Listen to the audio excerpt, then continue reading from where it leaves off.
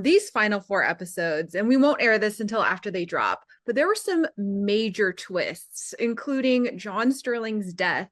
What were your reactions to that happening? I know readers of the book probably won't be surprised, but still, it's always a shock to see. Yeah, I know. I mean, obviously we knew about it very early on, but again, it's still such a sad moment, and we've never had a moment like this on the show. So yeah, it was emotional, but it was quite nice to sort of do it and film it when we did it together, because I didn't feel the weight of it sort of like crush me, and we weren't sort of moping on set. It was a celebration almost in a way, which is quite nice. Yes. And what are you hoping that happens with Francesca and Michaela? Because things left off on a bit of a cliffhanger with Michaela making the exit. Yeah. I mean, I hope that they can reconcile at some point. I think they definitely need a conversation. I think they need to make a lot of space for each other's grief and identify that they are going about that process quite differently. Yeah. Yeah, I hope Michaela comes back to apologize for sure. Me too. Yeah. We're definitely hoping to see more of what happens with both of those characters. I know a lot of fans of the book are excited about what could potentially be for those two characters. I also wanted to ask, one of the major themes with these last four episodes is these characters overcoming grief and finding some happiness in remembering a lost loved one. What was that like for all of you to explore with your characters? It was great. I mean, yeah, I think it's a different way of grieving, really. Maybe a non-conventional one is to rather celebrate the person's life, and I think that I think Michaela, I'm really proud of her for convincing the Bridgertons to do that, and really coming to Francesca, because obviously this is a husband that she lost, and really extending that olive branch of like, yeah, this is how we do things in Scotland. Maybe you guys would be open to doing this. I think it'd be really cathartic for everyone. So I think it's great. Yeah. And Hannah, the Bridgerton family, they had a little bit of a reunion with Kate and Anthony in part two. How does it feel to have the family mostly back together? It's so nice. Those are always my favorite scenes, when we get the family together, even in some sad situations. It's just the best. It's absolute carnage on the days that we're all together, and I do feel for our crew. But it's incredible. I still look at everybody. I'm like, I can't believe I know you all, and they are like family to me. So it's always nice to have returning casts as well. They're very exciting days, definitely. Yeah. Who all are you hoping to see find love next season? My God, I mean, we're very excited, and hopefully we'll get the opportunity to tell our story. But I am equally excited about Eloise's story as well, and think that she'd be absolutely incredible. Yeah. And same with like the kids that we can't call kids anymore. Yeah. I'm excited to see all of the stories play out. So hopefully we get the opportunity to do them all. Yeah. Definitely. And one thing that fans love are obviously the covers of all of the songs that play on the show. Did all three of you have a favorite cover this season? I love DJ Got Us Falling in Love Tonight. I think that's so cover. Good. I've listened to that a lot. Yeah, very good. Yeah, that's my favorite. Did someone offer that? Did someone like suggest it? Or they just... I don't know. That's a good song. Really good song. That is a good song. Really good cover. It's always so fun. Also, another fun thing, the costumes. They always are like so amazing. Did any of you get to keep the costumes, or did you have a favorite costume that each of you wore this season? I wish we got to keep the costumes. Wow. I have a dressing gown that I'm very excited about, and I talk about at all times. It's such a good, it's so good beautiful. looking bit of material. What about you? Anything you'd want to keep? Who said I haven't? Ooh. I might have a back coat. No, I'm playing. I mean, there's a waistcoat that I wear, and I was like, I could take that. I could. And I did. And I did. What about you? There's a ring that Michaela wears that I would really love if they could give it to me. I know. I know. Yeah. Yeah. All the costumes are amazing. I love seeing them each season. I also wanted to ask Victor, what was it like closing the chapter for you this season with John Sterling? What was that like? I feel like it must have been emotional. Yeah. It's weird because I'm still kind of sort of sort of decompressing from it. So yeah, I don't know. It's been an amazing experience, and I've loved it. And you know, I'm going to miss everyone. I'm going to miss, you know, the people that I got to share the screen with. These guys who were amazing scene partners who helped me grow as an actor. And so it's emotional, but again, it's part of the story, and we're storytellers, and it's a great story to tell. So yeah. And could you each describe this season in one word each? Cinderella, sorry, cop out. Done, your turn.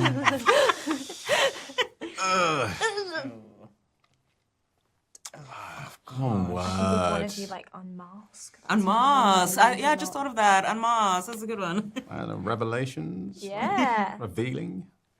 Those are all good. And then last question. Obviously, one of the main things that happened this season is Benedict finding his love story with Sophie. What was it like for all of you to see that unfold? I feel like it's been like such a magical thing to watch. Finally. So Like it was like, beautiful. finally. Yeah. It happened. Luke and Yerin have been incredible from day one, leading the whole show. good. And Yeah. it's been so lovely to like watch them just take this by the reins, and they've done such an incredible job. So great to chat with you both. Congrats on the season. I just have to start off by saying, Katie, a lot of fans, including myself, have followed you since your Harry Potter days. They're so excited to see you in this season of Bridgerton. How has it felt seeing that reaction? Yeah, I mean, it's fab. I feel like I'm a reminder to how old people are getting. Yeah, I've seen so much of that. People are like, God. Guys, Yeah. we're old. Yeah. Cho Chang is a mom. Yeah, I know. So, no, it's really kind of, it's been, yeah, I've just kind of felt really giddy, just like reading all the comments and seeing all the feedback. And I think, you know, when I was first cast, people were a bit skeptical about whether I was old enough to play a mom of two teenage daughters. But I think, you know, if anything, like, you know, I'm 38. You know, it's completely plausible that I could have two teenage daughters, especially in that era. Yeah. You know, so yeah. Sorry, guys, but we are getting old. Isabella, I also have to say, fans are obsessed with Posey. What are you hoping for in future seasons? We won't air this until after this airs, but it seems like Posey might have found a new love. She has. And yeah, I'm super happy for her. I hope, you know, if we get to see more Posey, that we get to see her happy and, you know, no longer under the restraints of anyone but herself, you know, and that she no longer needs to reel anything back, but she can just be herself and be unapologetically herself. And I hope she is really happy and in love and has someone who encourages her yapper mentality. Yeah. Fingers crossed for that in the future. Now, Katie, I have to say, I love Lady Araminta as a villain. I love like complex female characters. I feel like she might be a bit misunderstood. What do you think was your favorite thing about playing her? I think, there are so many great things about playing her. You know, aside from the amazing costumes that I got to wear, and you know, just she's just so formidable. You know, she is scary. She's kind of like she's just very dominant. You know, she doesn't let anything get in the way of her goals, and she has very strict boundaries. And I feel like I'm kind of the opposite. No boundaries. No boundaries, you know. So, you know, she's kind of inspiring in many ways. Yeah. But also, you know, I did, you know, trying to find the humanity in her, because she is a very layered character, and she comes from, you know, her decisions come from trauma, which we get to see on screen. And that meant a lot to me as an actor, being able to kind of explore those different kind of dimensions. And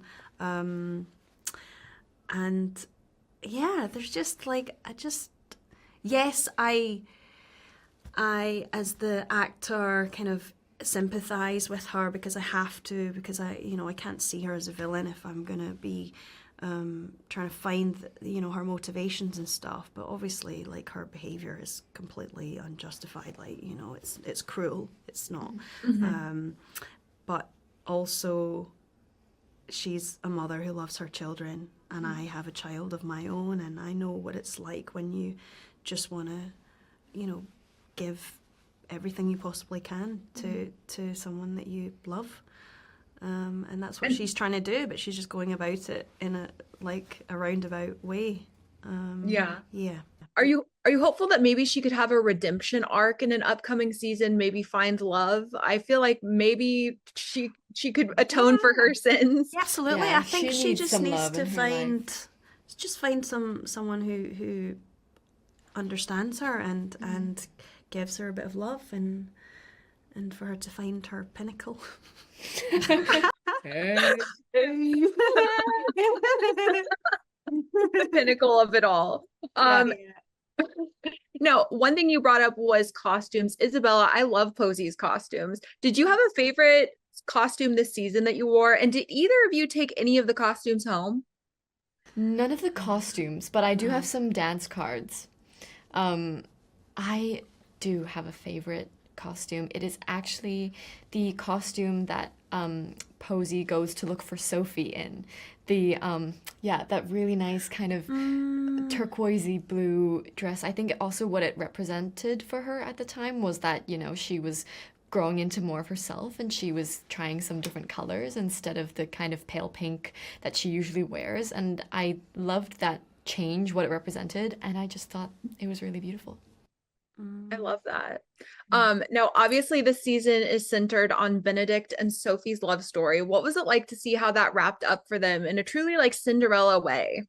Oh, so satisfying. So satisfying. Yeah. And yeah, I love how all of it unfolded. I think that final kind of head to head in the final ball was just really beautiful, and they, the idea that Sophie doesn't have to hide anymore and she can be who she is meant to be, and no one's ashamed to be seen with her. She doesn't need to be ashamed of herself.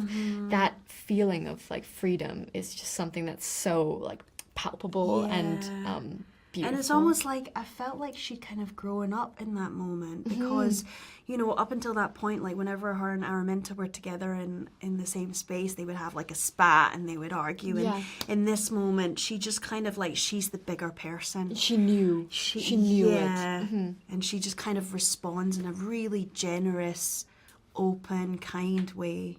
And I think that's when Araminta's like, oh, got me. Yeah.